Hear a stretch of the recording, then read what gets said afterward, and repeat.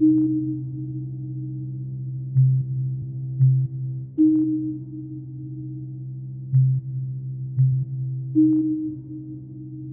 va imposer, et les recteurs sont obligés de par la loi d'imposer le masque aux étudiants, alors que ces mêmes étudiants vont se retrouver dans des fêtes où il n'y a aucun contrôle, ils vont se retrouver à 15, 20, voire plus, sans mesure de précaution particulière, et ils n'en sentent pas la nécessité, puisque eux-mêmes n'en souffrent pas. De là, mon souhait de prendre un contrat moral avec les étudiants et de leur dire « on a compris et on vous a compris.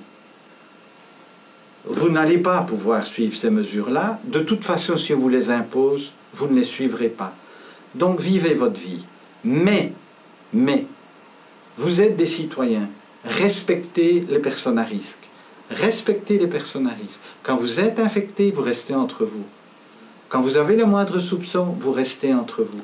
Vous portez le masque quand vous allez voir dans votre famille des personnes dont vous savez fort bien qu'elles n'ont pas déjà fait le Covid, qu'elles sont sensibles possiblement, et que vous allez être éventuellement responsable de symptômes graves chez ces personnes. Mais ils m'ont tous dit « Doc, si vous nous proposez ce contrat-là, où peut-on signer ?» On signe tout de suite. On signe tout de suite. Chez les jeunes, il faut certainement viser l'immunité subcollective.